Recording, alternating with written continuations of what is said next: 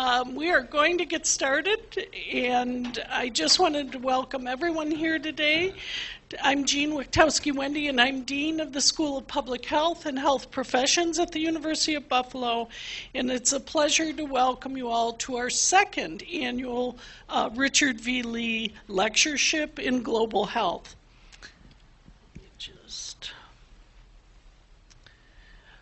So in 2016, the School of Public Health and Health Professions established an annual lectureship to honor Dr. Lee. He's a former faculty member at the University of Buffalo. And the annual lecture is supported by an endowment established by a long-term friend of Dr. Lee's. Dr. Lee was born in Islip, New York, attended schools in New Hampshire as well as Scotland, and then he received his undergraduate and graduate degrees from Yale University. While in medical school, he was awarded prizes, including the Ferris Prize in Anatomy and the Winterfritz Pathology Prize. He did his residency and postdoctoral training at the Yale New Haven Hospital, and after completing that residency, worked for the Indian Health Service in Montana before returning to Yale as an assistant professor of clinical medicine. But fortunately for the university, in 1976, he was recruited here, where he stayed for the remainder of his career. Dr. Lee served as the chief medical officer for the Buffalo VA. He had faculty appointments in the Department of Medicine, the Department of Obstetrics and Gynecology and Pediatrics within our School of Medicine and Biomedical Sciences. He also was a professor in our school, the School of Public Health and Health Professions, in the departments of Social and Preventive Medicine, now known as Epidemiology and Environmental Health, and also he had an appointment in the Department of Anthropology in the College of Arts and Sciences. In addition to his extensive clinical work, teaching, service at the University of Buffalo, Dick found many opportunities for medical outreach work, primarily in Southeast Asia and China. He played an essential role in the university's programs and outreach internationally. The UB Office of International Education relied on his expertise as a medical consultant and cultural liaison. As part of his international reach, Dr. Lee studied health of isolated communities in remote areas. Dick has had a major impact on our greater Western New York community and the world as well. He served as medical director at Ecology and Environment and a medical consultant to both the Buffalo and the Bronx zoos. He served as a consultant with the World Health Organization. In 2007, he received the C.C. Barnes Award from the International Society of Obstetric Medicine in recognition of his outstanding contributions to the field. Dick served as an editorial and review roles for many medical journals, including the American Medical Association, American Journal of Medicine, Journal of Infectious Disease, Annals of Internal Medicine, Journal of Clinical Allergy and Immunology, Journal of Clinical Epidemiology, and the American Journal of Tropical Medicine and Hygiene. In addition to his involvement in United States professional organizations, he held memberships in the International Society of Travel Medicine, the Royal Society of Medicine, the Explorers Club, and the Royal Geographic Society. Fundamentally, Dr. Lee was a teacher and a humanitarian. He drew upon his inexhaustible resource of knowledge and wonderful stories to capture his students' interests. He had the ability to relate to anyone he met, regardless of culture, age, or station. He loved people and was devoted to helping them. He was a lifelong learner. Dr. Lee passed away in May of 2013. He is sorely missed by all of us at UB and the greater Western New York community. We are so pleased to honor him today with this lecture. We're also very pleased to have his wife Susan here with us today. Susan, thank you. And At this point, I would like to acknowledge now our speaker for the second annual award, Dr. Claudio Lantana.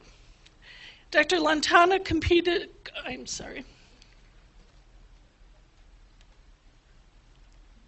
Dr. Lanata completed his residency at St. Vincent's Medical Center in Connecticut and obtained a master's in public health from Johns Hopkins Bloomberg School of Public Health. He collaborated with the World Health Organization and the Pan American Health Organization and has served as a trustee of the International Center for Diarrheal Disease Research in Bangladesh. He is also founder of the Child Health and Nutrition Research Initiative in Switzerland. Dr. Lanata is currently the senior researcher at the Nutritional Research Institute in Lima, Peru, where he leads extensive research in child health and nutrition, focused primarily on diarrheal and respiratory disease and vaccine development. He has published 2 books, numerous chapters, and well over 150 publications in major international journals. He is a remarkable talent. We are so pleased to have him here today to present our second annual Richard V. Lee Lecture. The title is, What is a Pathogen? Lessons from Decades of Study of Enteric Pathogens. Let me just...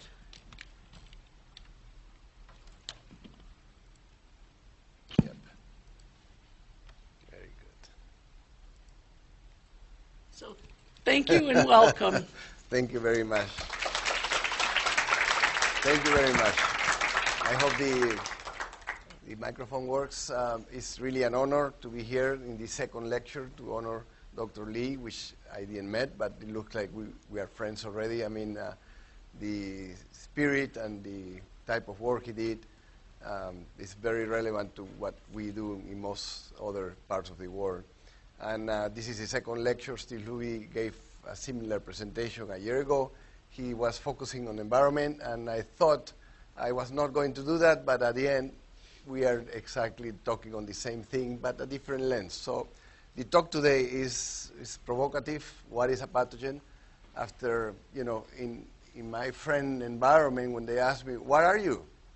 I said, I'm a shit doctor. I work on shit. I have a passion from shit. Diarrhea has been my main focus. And after many, many years of work, and you will see that through my presentation, I'm back to zero. I don't know yet today what are we going to say this is a pathogen. And we need to restudy medicine with a new lens. And hopefully this presentation will take you through that. So I did many years of postgrad training, as Ian said, and I came back to Peru to join this NGO. It's a Peruvian non-profit organization dedicated to do research, very rare, 100% of money we live out of grants. And it was created in 1960 to deal with these kind of subjects. The founder, pediatrician from Hopkins and Peru, convinced a private clinic to do research because these poor children in the 60s, practically all of them died in public hospitals in Peru. So he created 4 beds in this private clinic and started getting funding from NIH to do research on malnutrition. And this is the same person, the same lady, 3 months later. And at the end of the story, he managed to bring mortality to less than 1% and develop formulas based on milk and rice, milk and potato, with some micronutrients that any hospital can prepare to recover these children successfully from severe malnutrition. So when I joined the Instituto, the question was, okay, now we know how to do this, but can we prevent this to happen? So that's the timing in which I joined the place, when just after Hopkins, brand new MPH that changed my life, by the way. I forgot all my clinical 6-year training and dedicated to just do research. And I started asking questions about diarrhea. And when you're trying to get a question, what is important? The first thing is it killing people? So I look on mortality in Peru and Lima. This is the area we have been working since then up to now. And the infant mortality then in Lima was around 65 per 1,000 children. Quite high for Lima. By the way, today is 7 per 1,000. This looks like another country. But interestingly, half of that mortality was due to acute diarrheal diseases, which we kind of knew. So endorsed the concept that diarrhea was important. The next question is, how much diarrhea do we have? So I went to surveys, and there was this national survey conducted in the country about diarrhea in 1984, prevalence in the last two weeks prior to the survey. And yes, there were a lot of diarrhea, according to the survey. 9 episodes per child per year in the shanty towns of Lima, 8 in total Lima, and then I searched for the best SCA districts, you know, the high-class districts in Lima. 7 episodes and a half per child per year of diarrhea. I says, my gosh, they live on potable water, they are bathed every day, they are given, you know, perfumes, everything. They are loved by family, a lot of money. And look at the difference between living in shantytown with no water and very high SES groups in Lima was not huge. Where's diarrhea? You know, coming. They were bathing, soap, everything. So I said, I need to do research about that. So we went to the shanty towns. One of the questions was survey data maybe is wrong. You know, they are misleading the answers, and maybe it's not true. So let's see the studies. And we start doing household surveillance. We enroll 800 households and visit them 3 times per week, asking, do you have diarrhea since the last visit? And if they had, give me a stool sample. A lot of work, a lot of computer work, quality control. I can tell you many things about how to do studies in that environment. And just we found that children between 6 and 18 months of age had 9 episodes per child per year of diarrhea. So the survey was right. I was accused of being a terrorist, by the way, when I presented the data first time, because they said, you are producing fear, you know, and you're a white terrorist. I mean, how could you say 9? Ministry of Health didn't believe it, you know. So it was. This is less because it's breastfeeding and maternal protection, but just 6 months when they start eating more and more weaning foods, they get a high diarrhea, and this is because of immunity that comes down. And just take you a few examples. This is one. One of the most important causes of diarrhea at that time was Campylobacter jejuni, a bacteria that is known.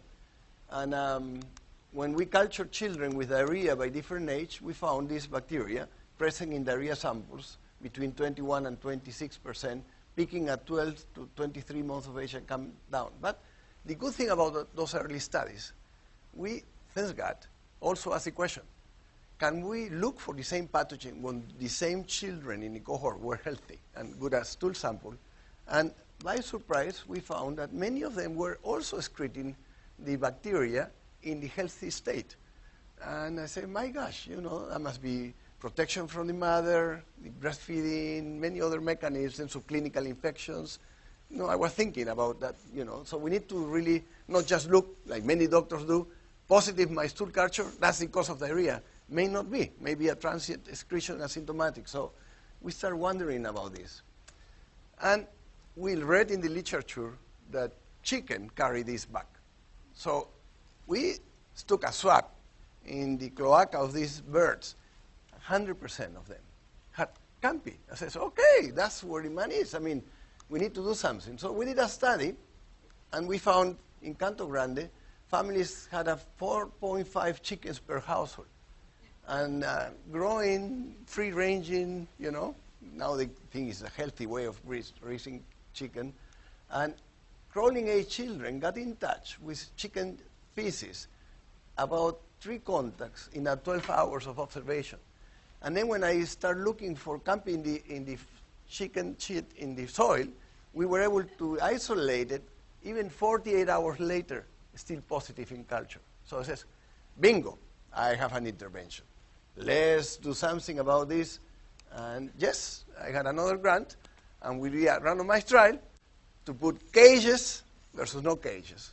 So I put all the chicken into the cages, make sure that they never escape, and other households not, you know. And I look for Campy, including in asymptomatic carriage. Guess what? Zero impact. I said, my gosh. You know, we were talking to students. You sometimes don't find what you like, isn't it? And the question is that you fail. It's not you miss the boat. Something else there. What did I miss? That family raised chicken not to kill them every day to cook, isn't it? They raise it to cash them when there's need of money or there's a big party. But for daily cooking, where do they get the piece of chicken? In the market, in the live market. And mothers in Canto Grande love to see the chicken alive, is killed very quickly here, and then open here, and they touch the meat, it's still warm. It says, fresh, you know. They have no clue that killing these animals in this, you can see the hygiene level, everything immediately is contaminated with Campy and everything else. And the meat is loaded with bacteria when this is bought that way. I can tell you, it's not in the picture, but I have done studies in commercial plants, 5,000 chicken per hour, it's clean, because they know how to do this properly, but costs more per kilo. Families like that, till today. That's the main source of chicken. So that's where the Campy was, arriving to the house. And so we started looking for what are they eating? Are they eating bacteria in the food for infants? And yes, soups are most of the time not contaminated. These are samples at the time of serving at children, not at the time of preparing the meal. Look at that. At that time, they were doing milk from evaporated milk. And if I culture the milk, just prepare, which is sterile in the can, very low proportion have fecal coliforms. But if I waited for samples to sit an hour in the environment temperature, look at that. High proportion with fecal coliforms. Where did they come from? So look at the tea. Tea, boiling tea, recently prepared, no bacteria. If they gave that tea to a baby in a cup, no bacteria. If they gave that tea to a baby in a baby bottle, wow. So could you, ma'am, give me clean baby bottles? Look at that. These are clean nipples, you know, baby nipple nipples, 35 of them with fecal coliform. It's impossible to clean them. And they have very few of them. And at that time, they were not disposable. So in that rubber part, is always milk left. And that's Campy, great place to grow, E. coli, everything stays there. So the mother may open a very sterile can, mix it, and then wait for an hour, and they bloom, and then they give a very challenged dose to these infants.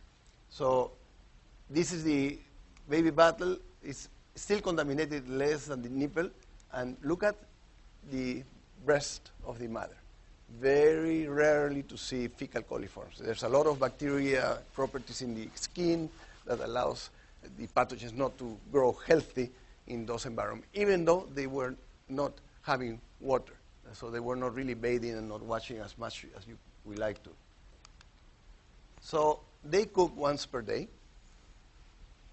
Not cooking every meal, no? They cook once per day. And then they store the food at room temperature for night dinner. So that's the challenge. It's not the midday meal, it's the later tonight meal, which is a problem. Because they have put that food to room temperature, and you know what? Summer is more diarrhea. And you know why summer is more diarrhea? Because you have a higher way of generating high contamination levels. So after 4 hours to 6 hours, they have a very high level of contamination in the food. Most enteropathogens multiply between 15 to 30 grades, which they love that temperature. That's why winter is less diarrhea. And yes, refrigeration is important. And around at that time in the 80s, 20% of households own a refrigerator. But for what? For beer and sodas to sell. There is no concept to save baby food into the fridge. It's too, as an expensive investment. So I need to get the money back. So they were not using at all for storing food. And when they rewarm it, they just a very mild increase in temperature, never to 60, which is the minimum you need to go to kill bacteria. So we now know where they were getting diarrhea.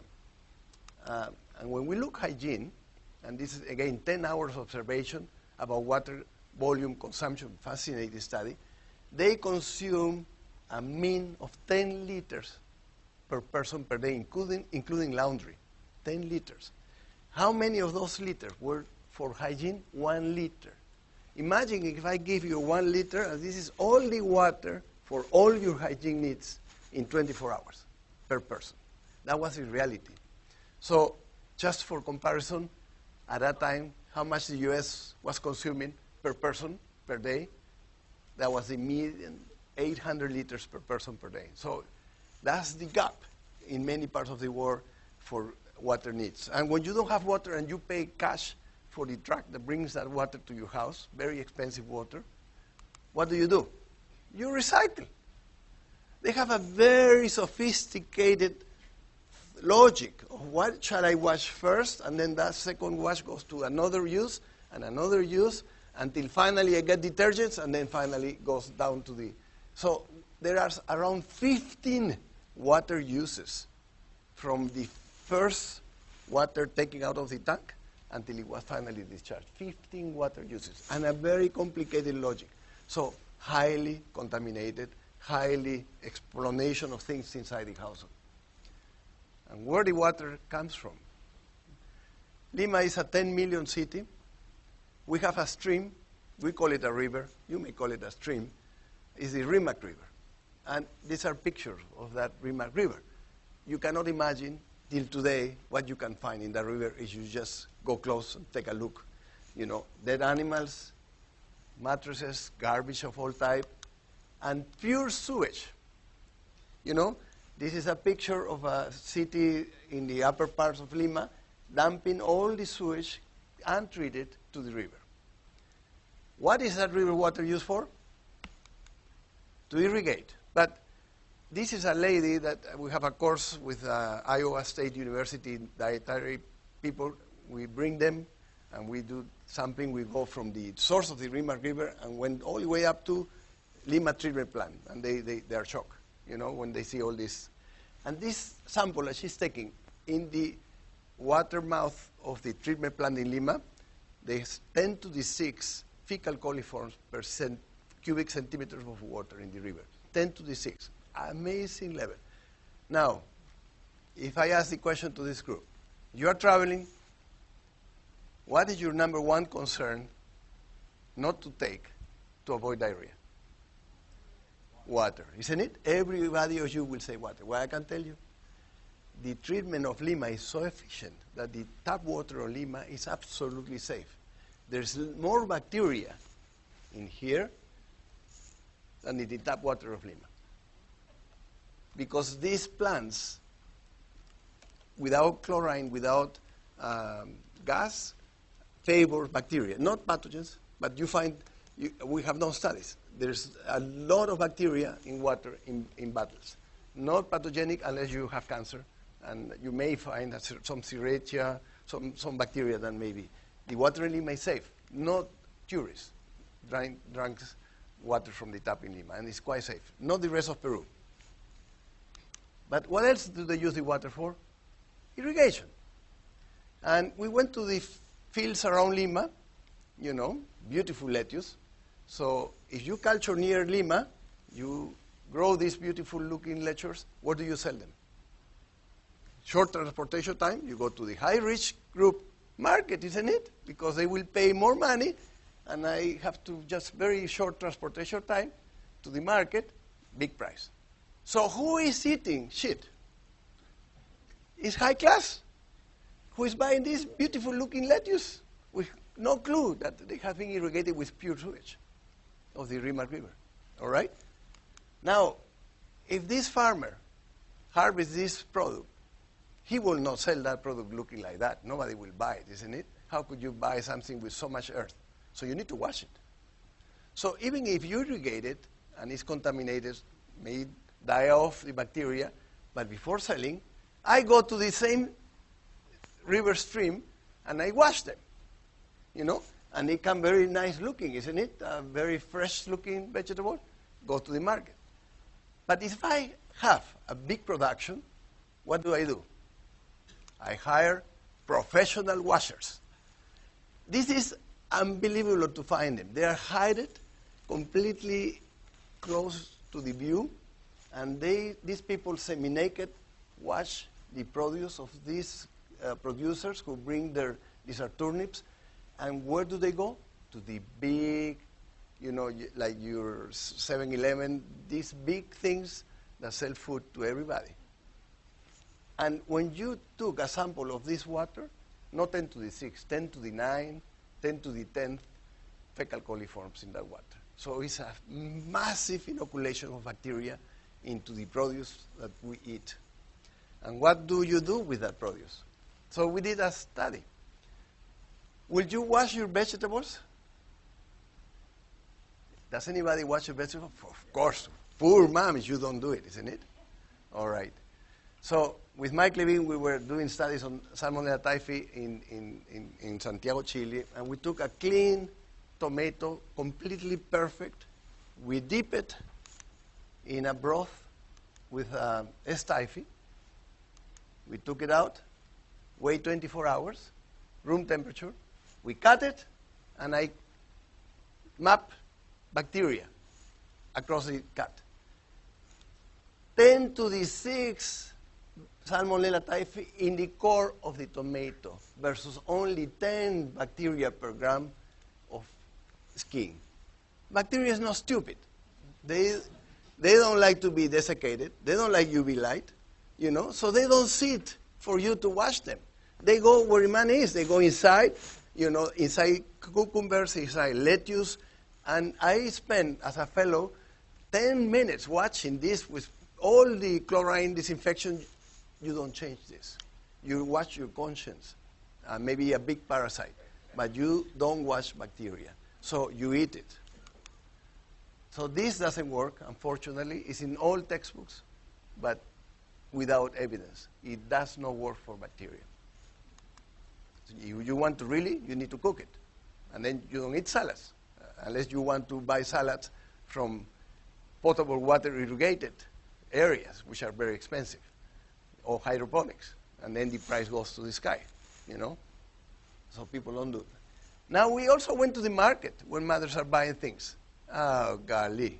If that's a problem on the raising of products, imagine the markets. There's no water. These are people eating already prepared ceviches in the market, room temperature with sun, no bacteriology. They wash the things in a little pan here, it's a mess, And look at the people selling fish. Again, no cold chain, all in the sun. And she's cleaning her hands with this mop. And so homogenize the bacteria on all her sellings, So when you go to the market and you buy fish, you buy produce, you buy things, you are bringing back home shit in large quantities. And now they're also selling beautiful sauces, That's my wife looking, looks yummy. We took samples, especially if they have milk or cheese, guarantee highly levels of contamination, all right? So it's a problem. So the mother, what does it, okay, you bring all these goods to your house, and all of you, what do? You have a board, isn't it? And you cut, and you peel, and you mess up your hands, mess up your board, and what do you clean with? Every household has a mop, or a little Wetex, or a little something. You cannot imagine what you find in those. So I have cultured those mops, those cloths into, I call it the bacteria homogenizer of the home. Because you touch something, you clean with your hands, you never dry that up, it's always moist, it's always with food, so bacteria start replicating, then you do something else, and you again touch that, so make sure that it's back in your hands, you spread. If I will have a fluorescence to mark shit, household will light up, woo, like beautiful, every time you are back from the market, because that's reality, all right? So you make cook your chicken that you just bought. Even if that is full with Campy, yeah, you fry it, deep fry it, maybe clean. But you won't give it to your baby that way, isn't it? So she used her hands again to tease it up, and hands it's clean again. Oh my gosh, I touched all this fat. I use my mop again, to clean my hands. So bring back the bacteria, bring back to the food, and that mop here hiding is the little helper of the bacteria to make sure everybody will eat large amount of it. And that's why my intervention failed, because I have no clue of this until I had to think, where is this bacteria coming from if I corral the animals? And no signs that they escape. So it was this process. And I learned that food is a lot of food outbreaks in travelers. It's food more than water. Street vendor has been very clearly demonstrated as a risk factor for several diseases. When you culture raw food, universally you find between 10 to the third to 10 to the 8th bacteria per gram of food, raw. When you eat a pathogen within food, you neutralize the gastric acid, so you even less need of a high challenge to produce disease because you buffer the gastric acid of your stomach.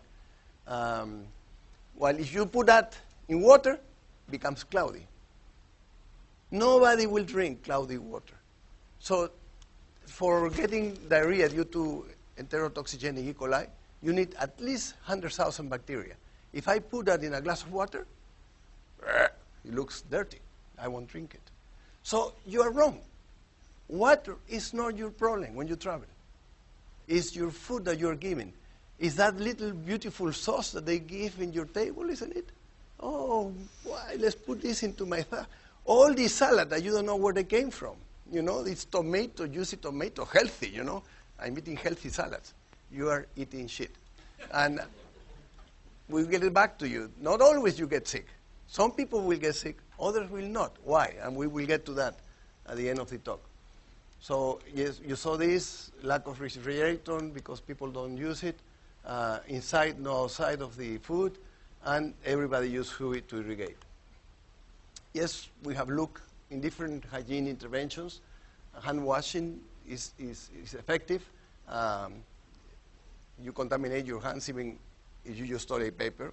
We know that it goes through the paper, Shigella, things like that. So you need to wash your hands. Hard behavior too. Very hard. I mean, look at the nurses in hospital. It took only these now push-up cleaners. Finally, we have clean hands in the hospitals with greater proportion. Before, nobody washed their hands. Come on, doctors, students, very hard to attach a patient, wash my hands. No, bad for my skin, So very hard to change that. And greater hand contamination with less water availability. Hand washing is a risk factor, lack of it. And hand washing interventions, we did a trial in Peru. And of course, you ask, are you washing your hands? Yes. I had to give soap. And then I start thinking, no, they're going to fool me. They're going to say, yes, I'm washing my hands. You're giving free soap. So I start weighting with a scale my soap. And saw the soap disappearing. I said, can't be. They were doing laundry. Of course. If I give free soap, they start using for laundry. So I have to give laundry soap and a beauty soap. And then now I start using. And only when they consume 0.2 grams of soap per hand washing, your diarrhea rates came down. Everybody says, I wash my hands, but only when they really consume soap. That was when the diarrhea intervention worked. Very hard to do. Mash, add, works, but it's not as effective as soap. And we also did, that's just a small parenthesis, there's a paper I published we call Which Feces Matter? When you say, okay, I want to get rid of feces, forget about yet the irrigation problems, but in the home environment, latrines and all that stuff, I found the toddlers are the more important. Not a child under 5 uses toilets. So latrine intervention is not for children. And they forget that the most important source of contamination is the toddler, who is cheating, putting, and the baby just born is the one susceptible. And So we did a potty training intervention.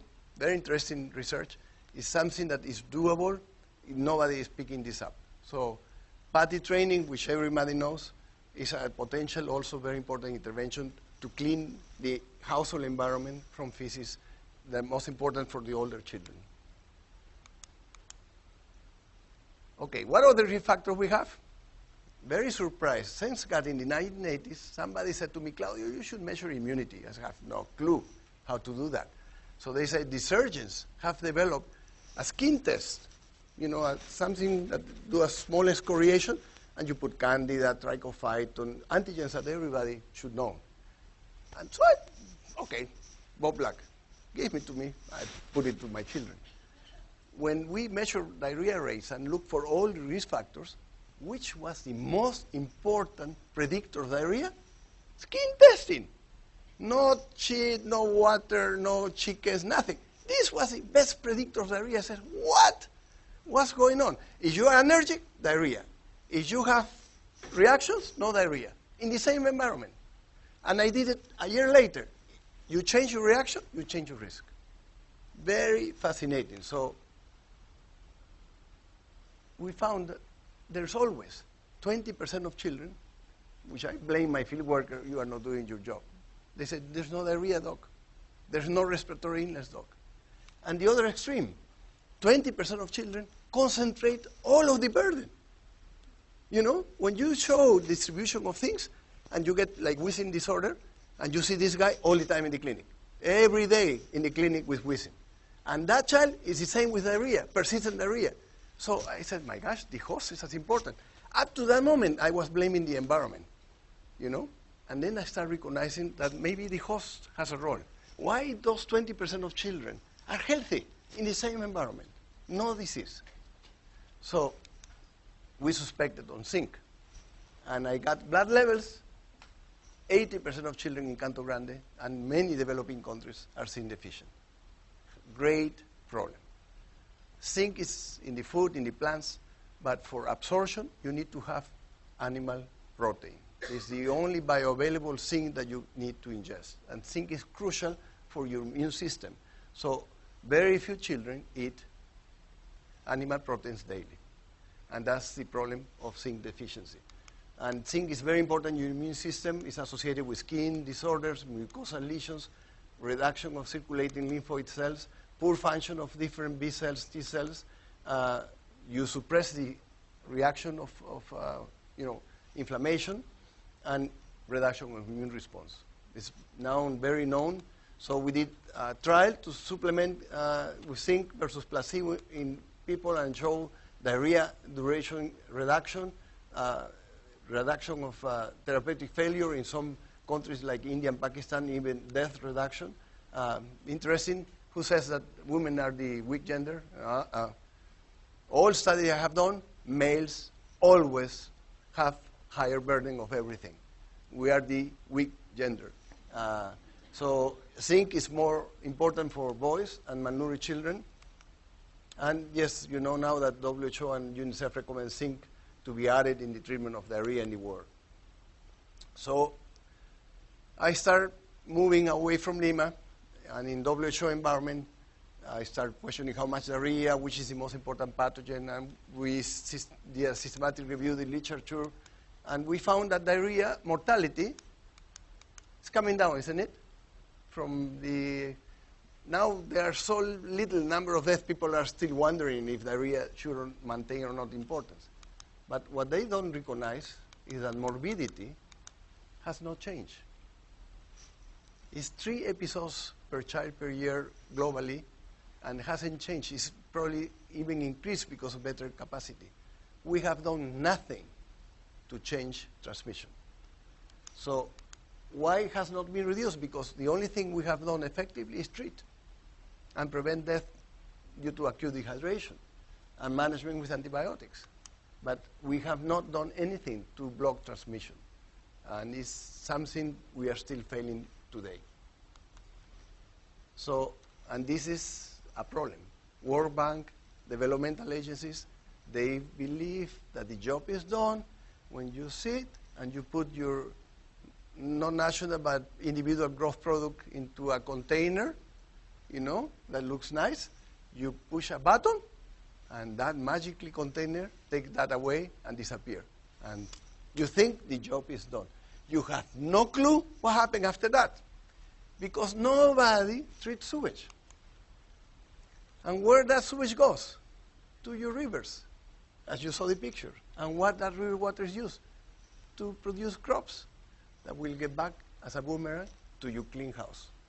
And when you are cooking and you're preparing food, you contaminate all of your kitchen, all of your hands, all of the baby cleaning, and things like that.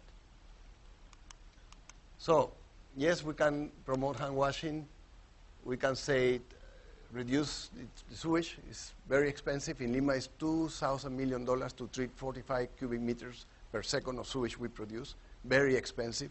98% is water. We can reuse the water like many developed countries do, but nobody does it. Nobody wants to pay the bill in your water to treat sewage. Food markets and cooking in the kitchen, there's a lot of things we need to learn how a mother could improve her practices in the kitchen to improve this problem. It's very little research in that area going on at the current time. So we need, and this is my strong message, we need to stop this. This is a very pervasive cycle of putting your product into this container that is liberated into the river, that is goes to irrigation, goes to your salads, and then you contaminate your babies. And that's why morbidity hasn't changed. And that's why even high class has very high diarrhea rates compared to the poor groups. So is it killing? Yes, we are still thinking diarrhea is killer. We have found mortality causes, and this is a systematic review, yes, and viruses, rotavirus, norovirus, EPEC are the most important killers. I joined this group of WHO. It's called Food Epidemiology Reference Group, which is published in PLAS Medicine.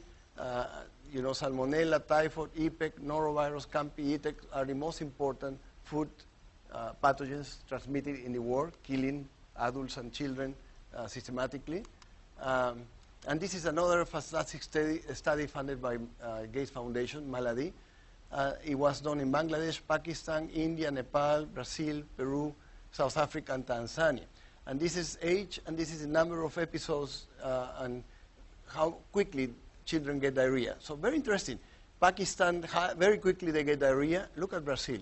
Very low first time episode of diarrhea in their lifetime. So very different sites. But when they look on excretion, on daily, healthy stool, look at that. Everybody, even in Brazil, are excreting bacteria in the gut. These are a group of 22 pathogens by PCR, very sensitive.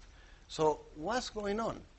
And this is the percentage of stool with at least one pathogen identified from age. Very early, they are excreting bugs all their life.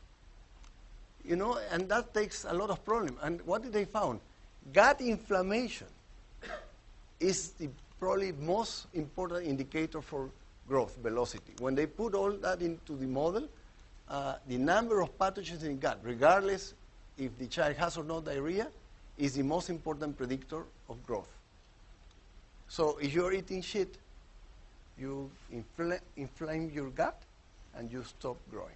That's the message, regardless if you have or not diarrhea. So diarrhea seems to be less important now. And that was amazing. And it's not only growth velocity standing, but also child development. They did a psychomotor evaluation of the children. It's also related to how many bugs you have in your gut. So it's very important, and that's brought me to understanding what is diarrhea now. We need to understand this pathogen inflammation and persistence in the gut as a potential problem. And that's how we finally got into microbiota. And to finish my talk, I will take you to just few titles of papers. This one, a very fascinating study in Cusco. There is a lot of people that their families send them to study Spanish in Cusco. So we get them from the plane, never outside the US or Europe before. Arriving to Cusco, we get a stool sample. And found that they just published the diarrhea component. They haven't published the healthy component. But they are excreting bugs very early, as soon as they arrive. They change the microbiota and they start excreting. No diarrhea. I have no blame now to the maternal, breastfeeding or transplacenta. They are naive, and they are not getting sick. That kicked me, So yes, there's a lot of study now that travelers, you change your microbiota as soon as you get to a new environment because you are eating different things. And there's a big understanding on this interface between your intestine cells, your immune system, and all these tons of bacteria that we have in the gut. And we produce a lot of secretory IgA into the gut to keep these bugs by not invading. A study in Nicaragua on diarrhea episodes and recovery, you have a lot of changes, but those who have bacteria pathogen, they have a different rate of recovery of healthy stool conditions that without a pathogen. So it's a lot of things going on in diarrhea. This is a Senegal study in people without diarrhea, and yes, you have more bugs in the healthier than a few bugs that only exist in children with diarrhea. So there is a very active interface of having or no diarrhea in your microbiome. This is a fantastic thing. Just another Wharton site. And they did a randomized trial of fortified food with iron in Kenyan children, and it was done, blind study, and they found in this provision of micronutrients with iron in weaning foods to infants affectly adversely the gut microbiome, increasing pathogen abundance and inflammation on your gut. So what are we doing with iron supplementation? We may be producing a lot of damage in this environment. That's another amazing finding, which recently published. So microbiome in malnourished and non-malnourished, big difference. Nutritional strategy, this is a beautiful paper that shows when you are healthy, you have a lot of microbiome, and the food that they consume, the nutrients, are low. But you give antibiotics, you kill the bug, therefore a lot of food is now available in the gut for this bacteria. So who takes it? The pathogen.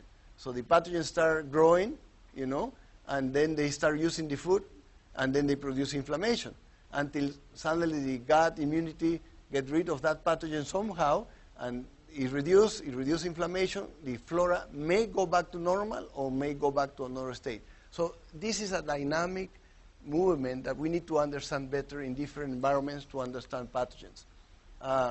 You can change the microbiome. I mean, it's a nice model of killing Salmonella just by changing the biota, and you eliminate that in this model. You can play with phages and eliminate Shigella. That's amazing. It's another area of work that we need to do. And finally, a beautiful study in Lima and El Salvador that has shown that if you study gut, sewage, water, chickens, you find all of these bacteria infecting everybody. So don't think on microbiome just on your gut. You have to think in the whole environment, because everybody is eating, everybody is excreting, and not only bacteria, but also resistant strains. So resistomes are shared across all these aspects. It's not just a problem of the hospital environment or antibiotic use. So in conclusion, if you ask me, what is the most important? Forget about water. Food. Food is the main transmitter of enteric diseases in developed countries. And if you travel, eat recently cooked food. Avoid salads, avoid dressings, and you will be much better than eating bottled water. We need to stop this damage of untreated sewage. We need more studies of all these interactions of nutrition, nutrients, microbiome, pathogens, growth, mental development, and in child cohorts and population.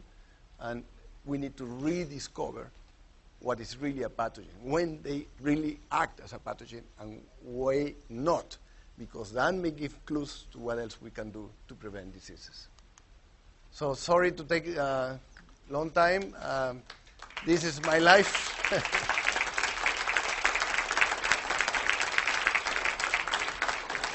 But we have been meeting with several of you guys. I think there's a lot of work that you are doing that could interconnect with this question. And one of my aims of this visit is to establish a link with your wonderful group and establish some degree of research that we can do together in Peru. So thank you very much for hosting me. So thank you, Claudio. I think we may have time for one question from the audience. Okay, Gary.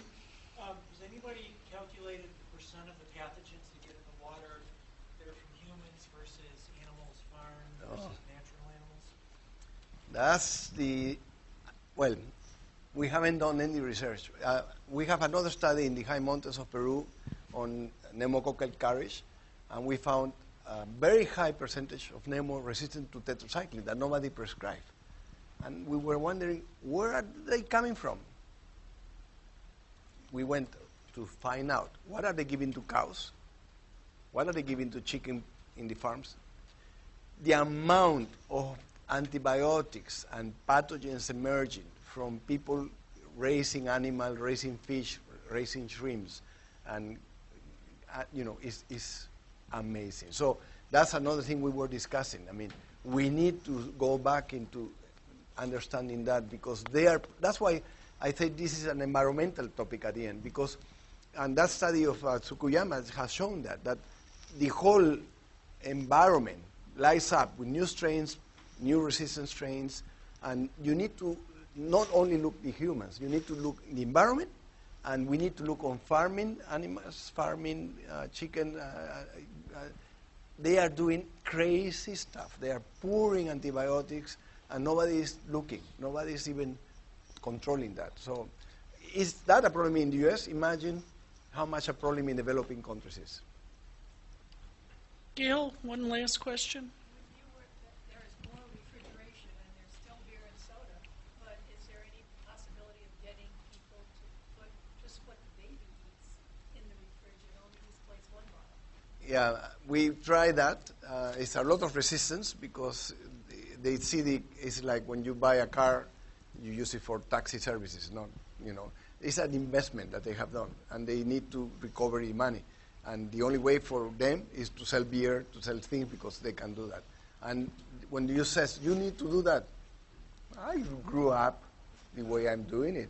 I'm just covering with flies, Flies don't touch my food, that's okay, that's enough. So it's a behavior problem. You need to change. I haven't done the intervention. We found a lot of resistance to find that it will not work. And, but it's again, I think we need to, and the funding disappeared for doing these more studies. WHO, everything didn't want to support more studies in the house. So we need to go back and develop strategies that are feasible in different cultures, that what a mother can do to reduce this exposure to babies with food. Yes. So, Claudio, thank you so much for an pleasure. intriguing lecture. Also, for those of you that don't know, he has just been so generous about his time yesterday, this morning, meeting with groups of our students, and it's just been a joy to have you here. And we're keeping him on for another half hour because we have a reception in the room next door. There's a class coming in here now, but if you just go out the door and take a right the next door, we're going to have a reception where we'll all have an opportunity to interact with him. So thank you again. Thank you very much. And so wonderful to have you. Thank you very much. Thank you. Thank you.